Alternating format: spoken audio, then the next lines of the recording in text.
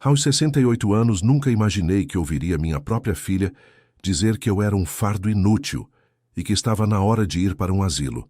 Mas foi exatamente isso que Helena disse na frente do marido dela, dos meus netos e de duas vizinhas que vieram tomar café. O que ela não sabia é que a casa onde morava há 15 anos não era minha, era dela, e eu tinha documentos para provar.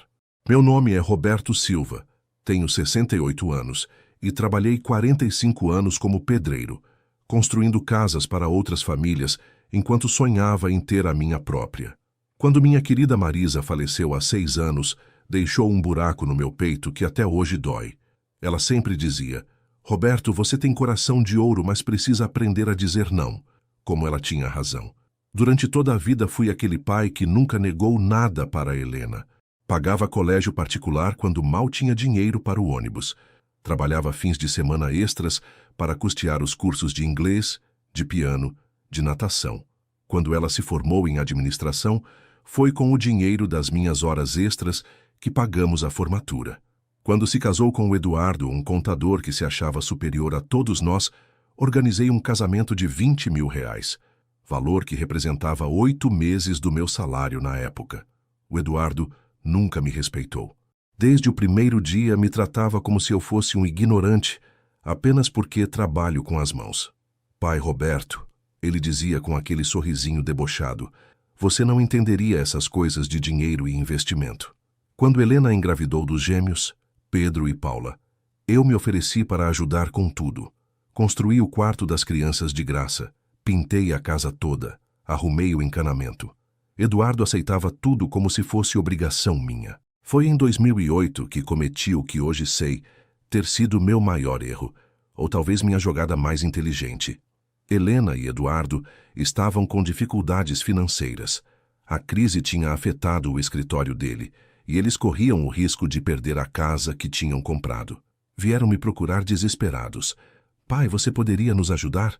Helena chorou no meu ombro naquela tarde chuvosa de maio. Não sabemos mais o que fazer. Vamos perder tudo. Eduardo estava ao lado, visivelmente constrangido por ter que pedir ajuda ao pedreiro ignorante, mas o orgulho dele não era maior que o desespero.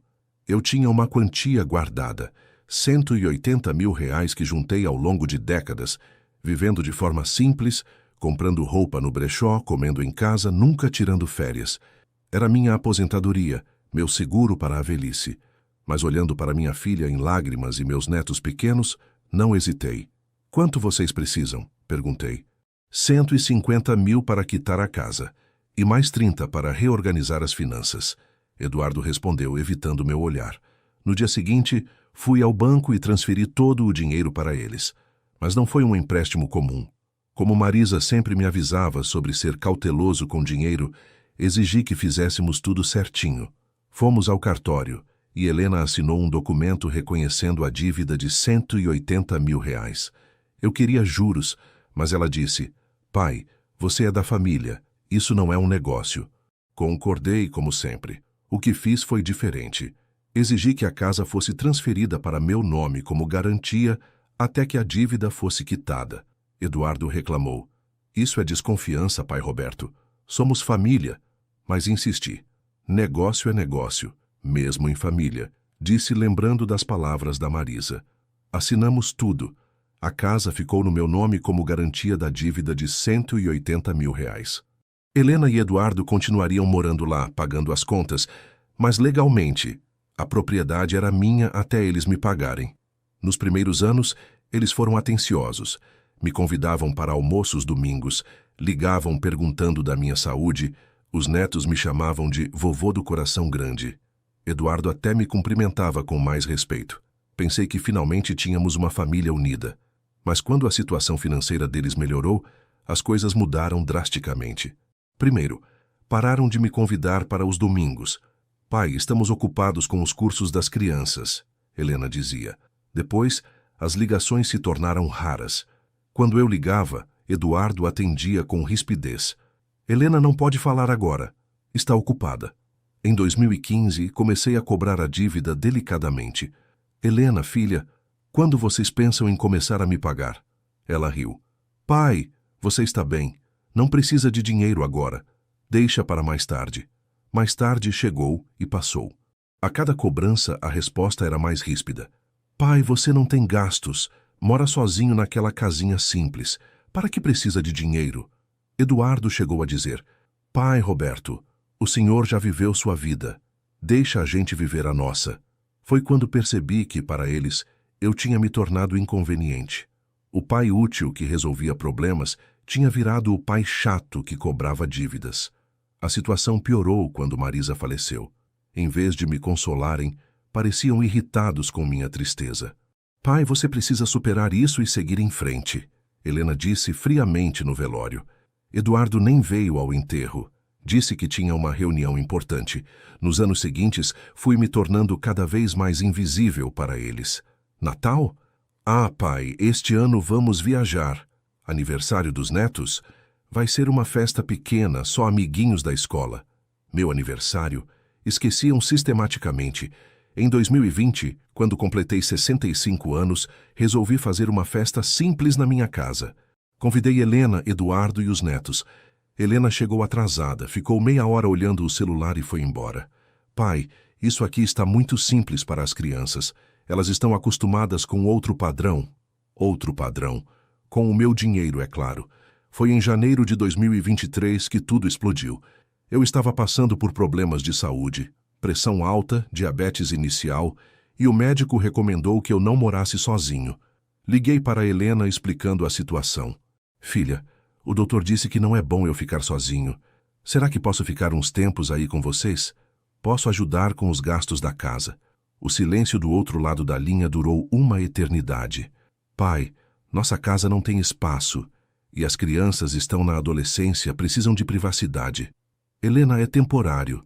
Até eu me organizar melhor. Pai, você já pensou em procurar uma casa de repouso?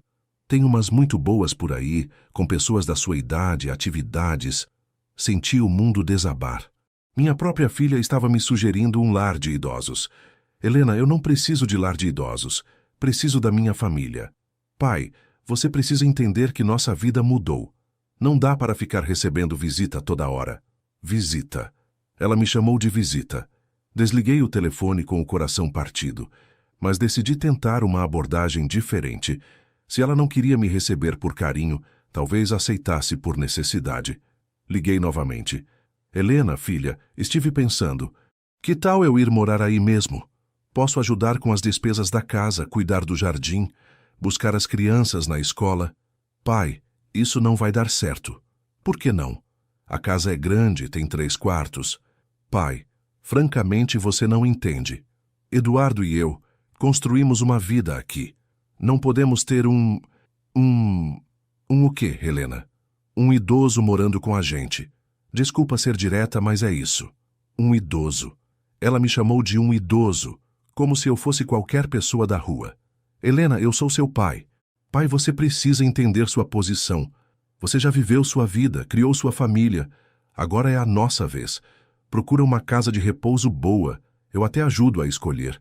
Desliguei o telefone e chorei. Chorei pela primeira vez desde o funeral da Marisa. Chorei porque finalmente entendi que, para minha filha, eu era apenas um problema a ser resolvido. Mas a pior humilhação ainda estava por vir. Era uma terça-feira, 14 de março de 2023. Eu tinha ido até a casa deles para tentar uma conversa pessoal. Talvez por telefone as coisas tivessem saído errado. Talvez pessoalmente ela entendesse melhor. Cheguei por volta das 14h. Helena estava na sala com Eduardo e havia 2 vizinhas tomando café. A Sônia e a Carmen, que eu conhecia da época em que frequentava a casa. Oi, pai, o que faz aqui? Helena perguntou, visivelmente contrariada. Helena, precisamos conversar sobre aquela situação. Pai, já falamos sobre isso. Não insiste. Eduardo se levantou, claramente irritado. Pai Roberto, o senhor não pode ficar aparecendo aqui toda hora. A gente tem nossa rotina. As vizinhas ficaram em silêncio, constrangidas. Eduardo, eu só quero conversar com minha filha. Pai, você está sendo inconveniente. Helena disparou. Já falei que não dá para você morar aqui. Aceita isso. Helena, eu sou seu pai. Criei você. Trabalhei a vida toda para te dar tudo. Pai, isso foi sua obrigação. Você escolheu ter filhos, então tinha que criar. Não me deve nada por isso. O silêncio na sala ficou constrangedor. As vizinhas olhavam para o chão. Helena, eu não estou cobrando nada. Só quero... Quero o quê? Quer que a gente cuide de você? Pai, você precisa entender que não somos obrigados a isso. Você teve sua vida, fez suas escolhas. Agora cuida de você mesmo. Eduardo apoiou. Pai Roberto, o senhor tem que ser realista. Tem 68 anos, tem problemas de saúde, precisa de cuidados especializados. A gente tem nossa vida, nossos filhos para cuidar. Mas eu posso ajudar. Ajudar como? Helena riu debochada. Pai, você é um fardo. Não entende? Você não produz mais nada, só dá despesa e preocupação. A melhor coisa que você faz é procurar um lugar apropriado para pessoas como você. Pessoas como eu. Fardo. As palavras ecoaram na minha cabeça. Helena, tentei uma última vez. Pai, chega. Você está sendo ridículo, fazendo escândalo na frente das visitas. Você é um homem velho, ultrapassado, que não entende que o mundo mudou. Ninguém é obrigado a cuidar de pais velhos hoje em dia. Procura um asilo e para de nos incomodar. As vizinhas se levantaram, claramente constrangidas. A gente vai indo, Helena, disse a Sônia. Não precisa ir por causa dele. Helena falou alto o suficiente para eu ouvir. Meu pai está passando por aquela fase chata da velhice, sabe como é. Fica emotivo, carente, querendo atenção. Eduardo completou. É difícil lidar com idoso, né? Ficam teimosos, não aceitam a realidade. Saí dali humilhado, destruído, mas com uma clareza cristalina. Minha filha havia me descartado como um objeto usado. Durante 3 dias, fiquei em casa remoendo a conversa. Reli os documentos da casa, a escritura, o contrato de empréstimo. Tudo estava lá, legal e registrado.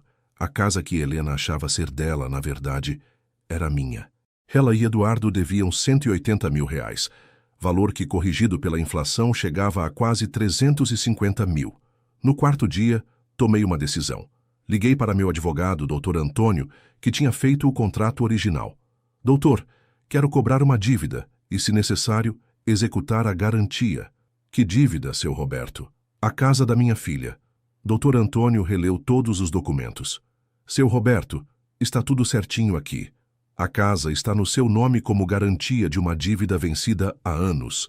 Você pode executar quando quiser. Quero executar agora. Tem certeza? É sua filha? Doutor, ela deixou muito claro que eu sou um fardo e que ela não é obrigada a nada comigo. Então vou tratá-la como ela me trata, sem sentimentos familiares. No dia seguinte, quinta-feira, 23 de março, coloquei a casa à venda. Liguei para 3 imobiliárias diferentes e pedi avaliação. O imóvel valia R$420 mil. Quero vender rápido, disse ao corretor. Posso fazer por 380 mil à vista. Senhor Roberto, com esse preço e essa localização, a casa sai em uma semana. Perfeito. Não contei nada para Helena. Deixei que ela descobrisse sozinha. A primeira ligação veio no domingo. Eu estava preparando meu almoço quando o telefone tocou. Pai, que história é essa de você estar vendendo nossa casa? Helena gritou. Não é sua casa, Helena. É minha. Como assim é sua? A gente mora aqui há 15 anos.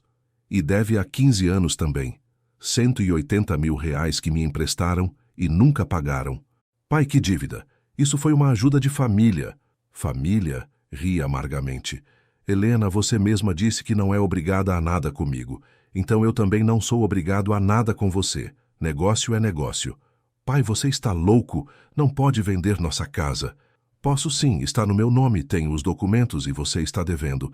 Ou paga o que deve ou sai. Pai, onde vamos morar? Não é problema meu. Você disse que cada um cuida de si mesmo. Eduardo tomou o telefone. Pai Roberto, isso é sacanagem. Como você vai fazer isso com sua própria filha? Eduardo, você disse que eu preciso ser realista sobre minha idade. Estou sendo. Realista com meu dinheiro também. Mas, pai, vocês não podem nos colocar na rua. Vocês que me colocaram para fora da família. Agora é a vez de vocês saírem da minha casa. Desliguei o telefone. A casa foi vendida na terça-feira seguinte. Comprador à vista, negócio fechado em 24 horas. Helena e Eduardo tinham 30 dias para desocupar. As ligações se tornaram diárias. Primeiro tentaram me convencer com lágrimas. Pai, você não pode fazer isso conosco. Somos sua família. Depois, Tentaram chantagem emocional. Pai, pensa nos seus netos. Eles vão ficar traumatizados. Por fim, apelaram para as ameaças. Pai, vamos processar você. Isso é golpe de idoso. Para cada argumento, eu tinha uma resposta simples. Procurem um advogado. Está tudo legal. Doutor, Antônio confirmou. Seu Roberto, você não fez nada ilegal. A casa estava no seu nome como garantia. A dívida venceu há anos. Você cobrou várias vezes. Está no seu direito. 2 semanas depois da venda, Helena apareceu na minha casa. Estava diferente, mais humilde, menos arrogante. Pai, a gente precisa conversar. Pode falar. Pai, a gente errou. Reconheço que tratamos você mal. Reconhece? É, papai. A gente estava estressado, com problemas, e acabamos descontando em você. Papai. Fazia anos que ela não me chamava de papai. Helena, você me chamou de fardo. Disse que eu não produzo nada, que sou inconveniente, que preciso procurar pessoas como eu. Pai, eu estava nervosa. Você disse que não é obrigada a nada comigo. Pai, eu não quis dizer isso. Disse na frente de 2 vizinhas do seu marido e manteve a posição quando eu tentei explicar minha situação. Helena começou a chorar. Pai, a gente não tem para onde ir. Eduardo perdeu o emprego na semana passada. As crianças vão ter que mudar de escola. E o que eu tenho a ver com isso? Pai, você é meu pai.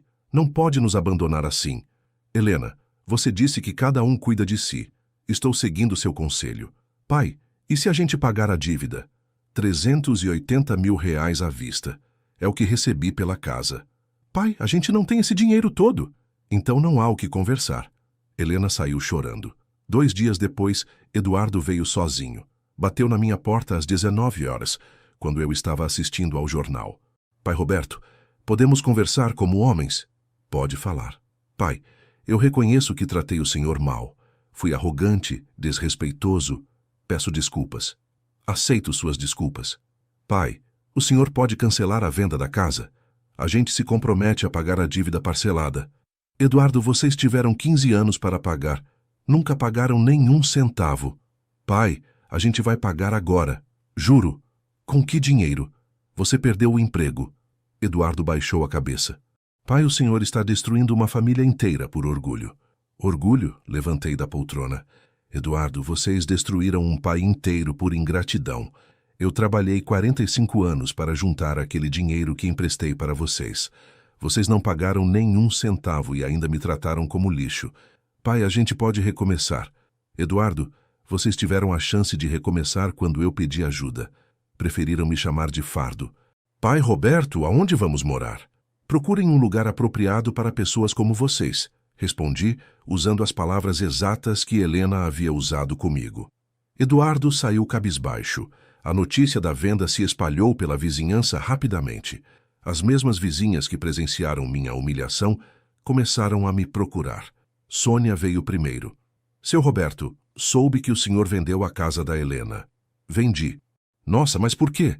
Contei toda a história, o empréstimo, os 15 anos sem pagamento, as humilhações, o tratamento como fardo.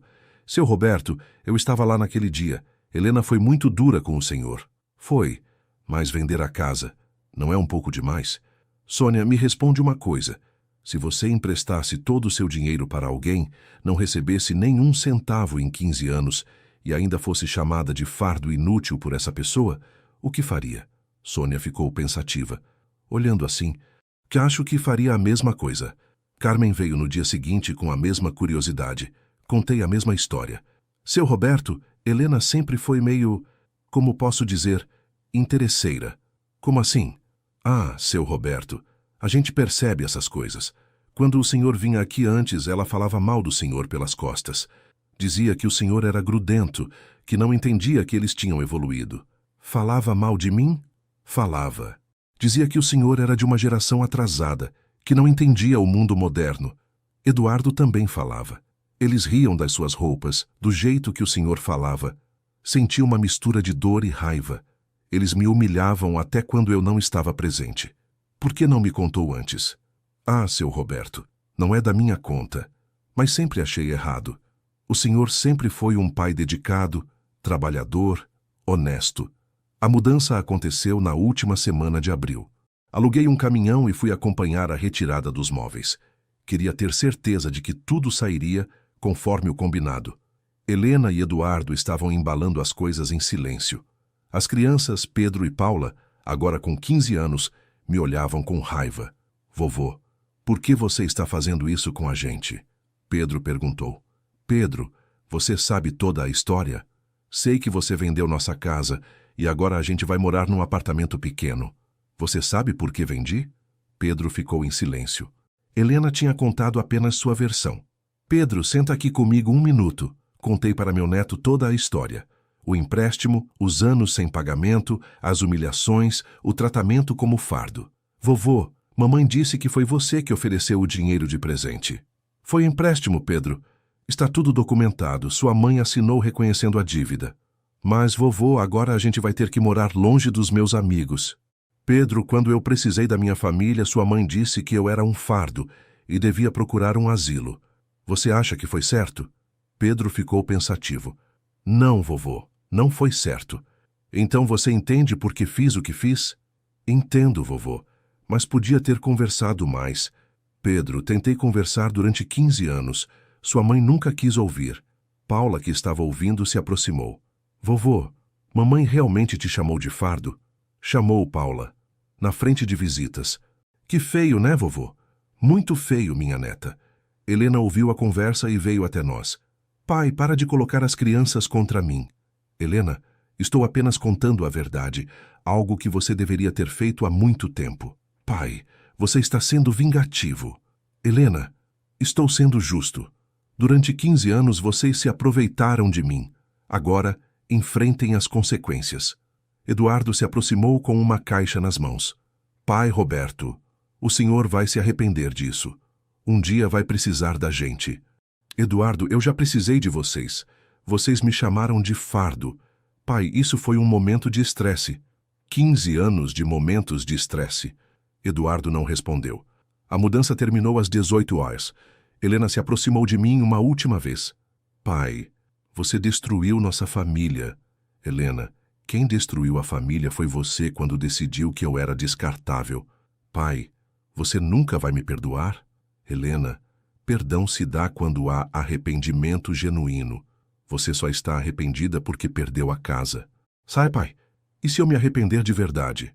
Helena, se um dia você entender realmente o que fez e se arrepender de verdade, não por interesse, mas por consciência, eu estarei aqui.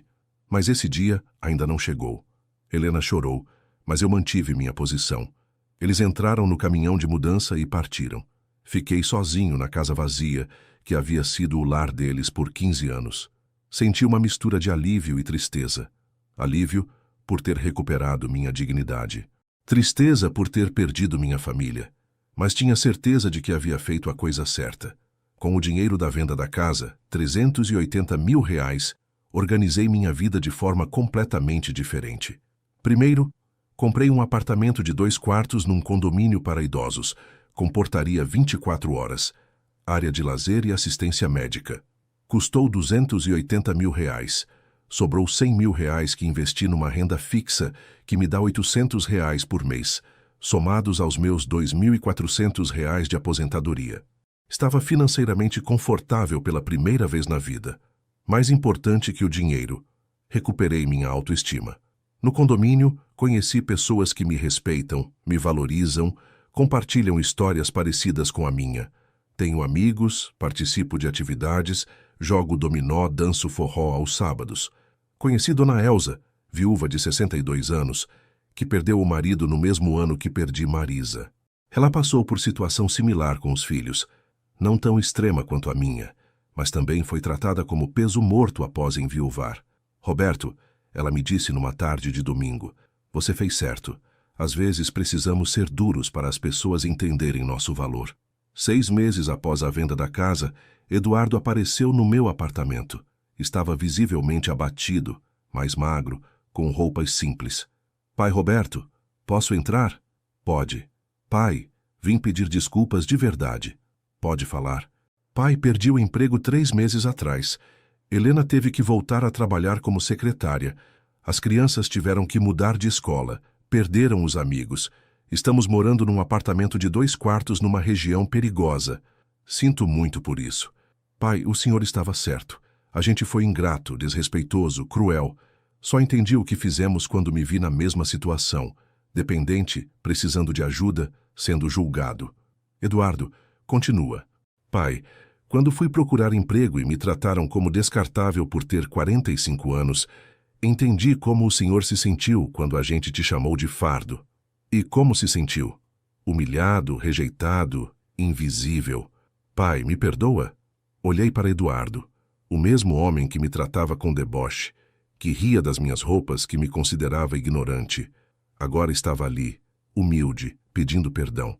Eduardo, aceito suas desculpas, mas isso não muda nada. Como assim? Eduardo, você está se desculpando porque está numa situação ruim. Se estivesse bem, continuaria me tratando mal. Não, pai, agora eu entendo. Eduardo, vocês tiveram 15 anos para entender. Só entenderam quando a vida virou contra vocês. Eduardo baixou a cabeça. Pai, o que precisamos fazer para o Senhor nos perdoar de verdade? Eduardo, perdão não se compra nem se negocia. Se conquista com atitudes. Vocês me trataram como lixo durante anos. Agora querem perdão em alguns meses. Pai, quanto tempo vai levar?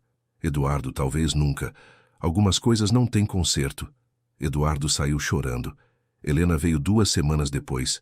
Estava diferente, mais simples, menos arrogante, visivelmente cansada. Pai, preciso falar com você. Estou ouvindo. Pai, Eduardo me contou que você não aceita nossas desculpas. Helena, aceito as desculpas. Não aceito vocês de volta na minha vida. Qual a diferença? Helena, desculpar é não guardar rancor. Confiar novamente é outra coisa. Pai, o que a gente precisa fazer? Helena, vocês me trataram como descartável durante anos.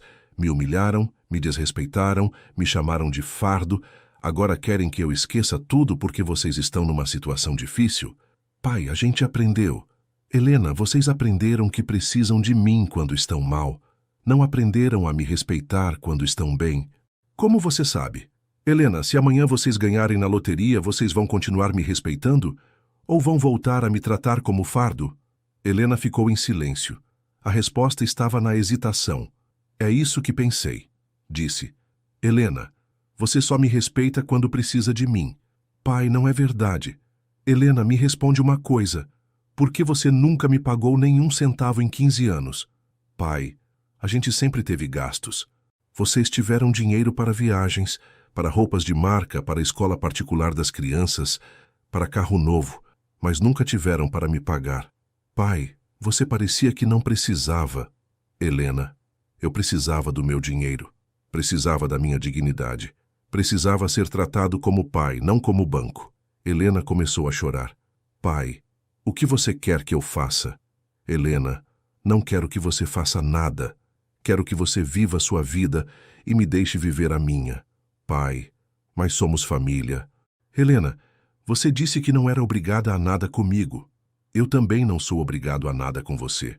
Pai, e os seus netos? Meus netos aprenderam comigo que família se respeita.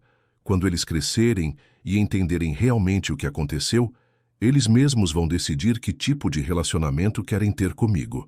Helena saiu ainda mais abatida que Eduardo. 3 meses depois, recebi uma visita inesperada. Pedro e Paula, meus netos, vieram ao meu apartamento acompanhados de Sônia, a vizinha.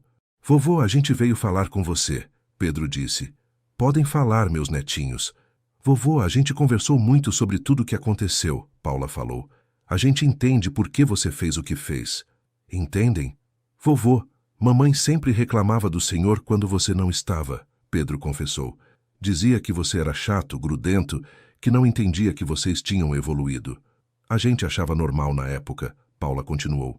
Mas agora, vendo como a vida ficou difícil, a gente entende que mamãe estava errada. E o que vocês querem? Vovô, a gente quer ter uma relação com você, independente dos nossos pais, Pedro disse. A gente quer conhecer o Senhor de verdade, não através das histórias da mamãe. Senti o coração aquecer. E seus pais sabem que vocês vieram aqui? Sabem, Paula respondeu. Eles não gostaram, mas a gente disse que somos grandes o suficiente para decidir. Vovô, a gente quer ouvir suas histórias, conhecer como foi sua vida, entender por que você trabalhou tanto. Pedro completou. Vocês têm certeza? Temos, vovô. A gente errou também. Quando você ia lá em casa, a gente ficava no quarto mexendo no celular. Nunca demos atenção de verdade para o senhor. E por que mudaram de ideia? Vovô, quando a gente teve que mudar de escola, os novos colegas perguntaram por quê. Paula explicou. A gente contou que nosso avô vendeu a casa. Daí eles perguntaram o motivo. E o que vocês responderam? No começo a gente repetiu o que mamãe falava, que o senhor foi vingativo, cruel. Pedro continuou. Mas um colega meu, o João, perguntou, mas por que seu avô fez isso? Deve ter um motivo. Daí a gente começou a pensar de verdade no que havia acontecido. Paula disse. A gente lembrou de todas as vezes que você tentou conversar e nós não demos bola. Todas as vezes que você tentou se aproximar e a gente te ignorou. Vovô, a gente também te tratou mal, Pedro admitiu, começando a chorar. Quando você vinha em casa, a gente só falava oi, vô e corria para o quarto. Nunca perguntamos como você estava, se precisava de alguma coisa. Vovô, a gente quer uma nova chance, Paula pediu. Não para ajudar papai e mamãe, mas para ter um avô de verdade. Olhei para meus netos, 15 anos no auge da adolescência, mas mostrando uma maturidade que seus pais nunca demonstraram. Vocês têm certeza de que querem isso? Não é por pena ou culpa. Vovô, é porque a gente te ama, Pedro disse. E porque a gente quer aprender com suas experiências. A gente quer ouvir suas histórias de quando era jovem, de quando conheceu a vovó Marisa, de como vocês construíram uma vida juntos. Vovô, seus amigos aqui do prédio falam que o senhor é engraçado, que conta histórias incríveis. Paula acrescentou. A gente nunca teve a chance de conhecer esse lado seu. Dona Sônia, que havia ficado quieta, se manifestou.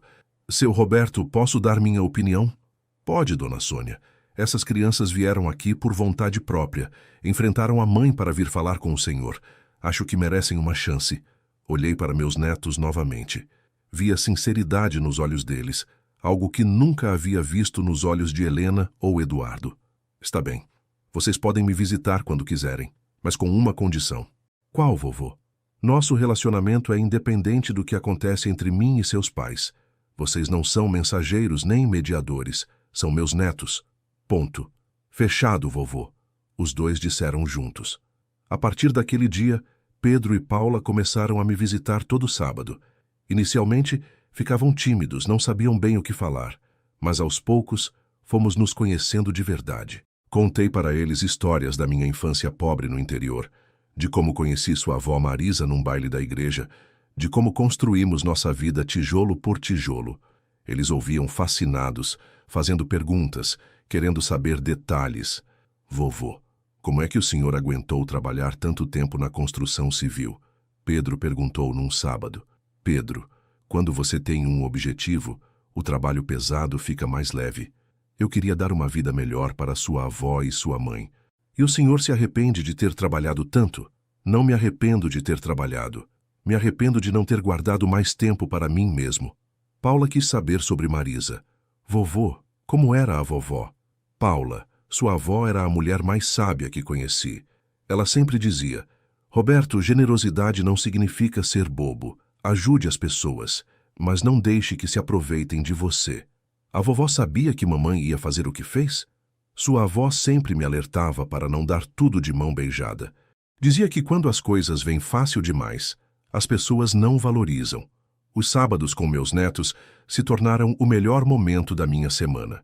Eles me apresentaram a tecnologia que eu não conhecia, me ensinaram a usar o WhatsApp, a ver vídeos no YouTube. Eu ensinei para eles coisas práticas, como trocar um chuveiro, como pintar uma parede, como fazer um orçamento doméstico. Vovô, por que a gente nunca aprendeu essas coisas em casa? Paula perguntou, enquanto eu ensinava ela a cozinhar feijão. Porque seus pais acham que essas coisas são trabalho de pobre, respondi. Mas, na verdade, são conhecimentos que tornam a pessoa independente. Vovô, o senhor acha que a gente é mimado? Paula, vocês foram criados numa bolha, mas não é culpa de vocês. Agora que estão vendo a realidade, estão tendo a chance de crescer. Pedro se interessou pela minha profissão. Vovô, o senhor pode me ensinar a trabalhar com construção? Pedro, você quer aprender? Quero. Acho que todo homem deveria saber construir, consertar, criar coisas com as mãos. Comecei a levar Pedro comigo nos pequenos serviços que ainda fazia para vizinhos e amigos. Ele se mostrou interessado e habilidoso. Vovô, mamãe disse que papai não quer que eu trabalhe com construção. Pedro me contou um dia. E você, o que quer? Vovô, quero ter uma profissão que me deixe independente. Se um dia eu tiver uma família, quero ser capaz de sustentar ela com dignidade, como o senhor fez. Pedro, qualquer trabalho honesto é digno. O que não é digno é viver às custas dos outros. Paula também começou a mostrar interesse em aprender coisas práticas. Vovô, a senhora Elsa pode me ensinar a costurar? Pode sim, minha neta. Por que você quer aprender? Vovô, quero saber fazer as coisas que preciso. Não quero depender de ninguém para nada. Dona Elsa ficou encantada com Paula e começou a ensiná-la não só a costurar, mas também a cozinhar, a administrar uma casa, a economizar dinheiro. Roberto, Dona Elsa me disse, seus netos são uma bênção. Eles têm fome de aprender, de crescer. É o oposto dos pais. Eles ainda são jovens, têm chance de se formar direito. 6 meses depois das primeiras visitas dos netos, Helena e Eduardo vieram ao meu apartamento juntos.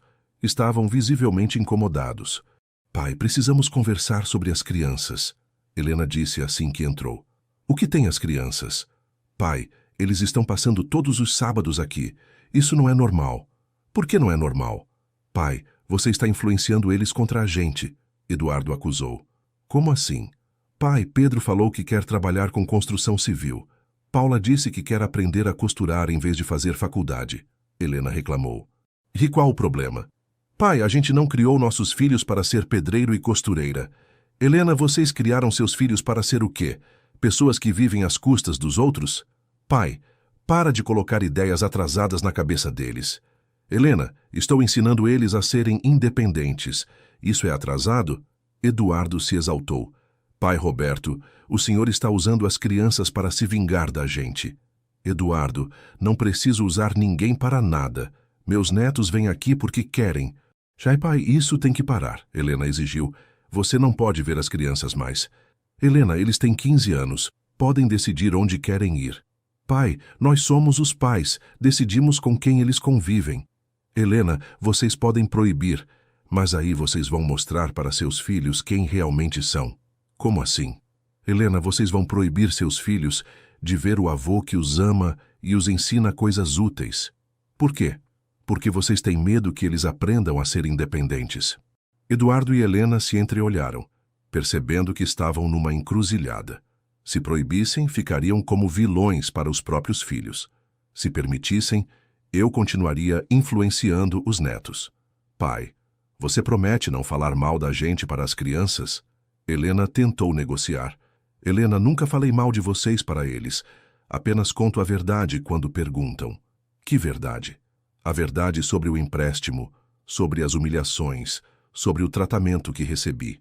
Pai, isso é falar mal. Helena, isso é contar fatos. Se vocês acham que contar a verdade é falar mal, o problema não é meu. Eduardo tentou uma abordagem diferente. Pai Roberto, o que o senhor quer de nós? Nada, Eduardo. Como assim nada? Eduardo, não quero nada de vocês. Não quero dinheiro, não quero desculpas, não quero reconciliação. Quero que me deixem em paz. E nossos filhos? Seus filhos são seus filhos, mas também são meus netos. Se eles quiserem manter um relacionamento comigo, vocês não podem impedir. Helena tentou mais uma vez. Pai, se a gente pagar a dívida, você perdoa a gente? Helena, a dívida não é mais com vocês, é com o novo dono da casa. Mas, pai, você tem o dinheiro? Helena, o dinheiro já está investido na minha nova vida. Não está mais disponível para vocês. Pai, mas se a gente conseguir o dinheiro de outro jeito... Helena, o problema nunca foi só o dinheiro. Foi o desrespeito, a ingratidão, a crueldade. Pai, como a gente faz para consertar isso? Helena, algumas coisas não têm conserto. Vocês quebraram algo que não pode ser colado de volta. Eles saíram frustrados, mas não impediram as visitas dos netos. 1 ano depois da venda da casa, minha vida estava completamente transformada. Tinha uma rotina prazerosa, amigos verdadeiros, um relacionamento carinhoso com Dona Elsa e o melhor de tudo, uma relação genuína com meus netos. Pedro havia decidido fazer um curso técnico em edificações e trabalhava comigo nos fins de semana. Paula queria cursar design de moda e já costurava suas próprias roupas. Vovô, mamãe disse que você destruiu nossa família, Paula me disse num sábado. E você acha que eu destruí? Não, vovô. Acho que você mostrou o que nossa família realmente era. Como assim? Vovô, quando a gente tinha dinheiro e tudo estava fácil, a gente não dava valor para as coisas importantes. Só quando perdemos tudo é que vimos quem realmente se importava com a gente. Pedro concordou. Vovô, se o senhor não tivesse feito o que fez, a gente nunca teria aprendido essas lições. A gente ia continuar sendo mimado e ingrato. Vocês não acham que fui duro demais? Vovô, às vezes a gente precisa ser duro para acordar as pessoas, Paula respondeu. Mamãe e papai ainda não acordaram completamente, mas a gente acordou. E vocês não sentem raiva de mim? Vovô, no começo sentimos, Pedro admitiu. Mas depois que entendemos toda a história, percebemos que você foi justo. Vovô, o Senhor nos ensinou que família não é só sangue, Paula complementou. É respeito, é carinho, é estar presente de verdade. 2 meses depois recebi uma ligação inesperada.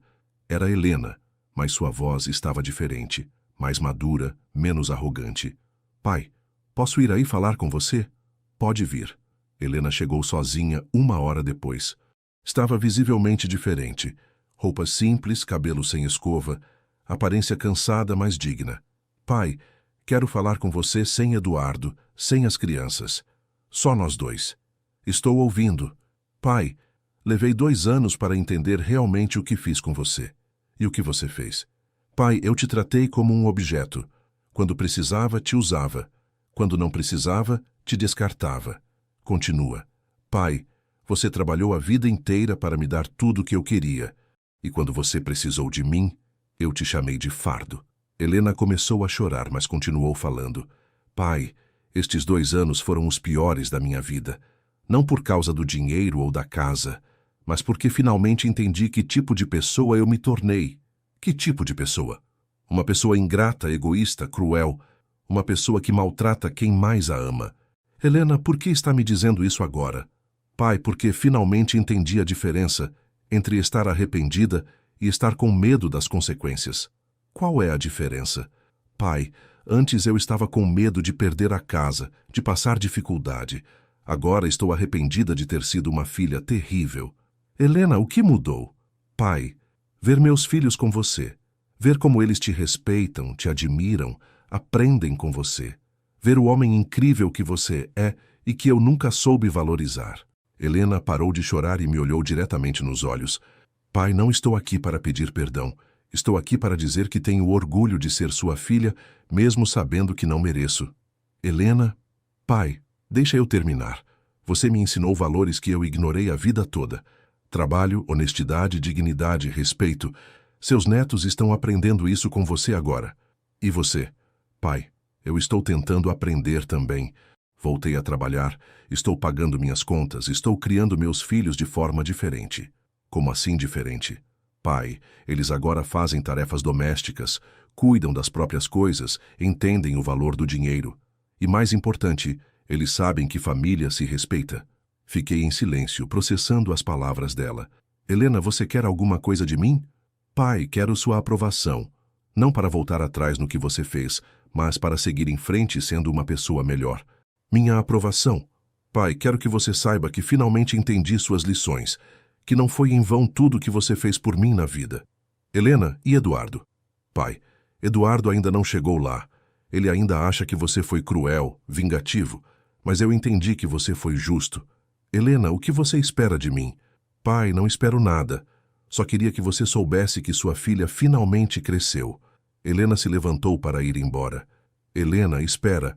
Sim, pai. Você pode vir me visitar quando quiser. Não como a filha que me deve dinheiro ou que quer alguma coisa, mas como a filha que finalmente entendeu o que é família. Helena começou a chorar novamente, mas desta vez era um choro de alívio. Pai, posso te dar um abraço? Nos abraçamos. Pela primeira vez em anos, senti que estava abraçando minha filha de verdade, não a pessoa interesseira em que ela havia se transformado. Helena, construir um relacionamento novo vai levar tempo. Pai, se eu tenho tempo, e tenho paciência, e principalmente tenho humildade para aprender.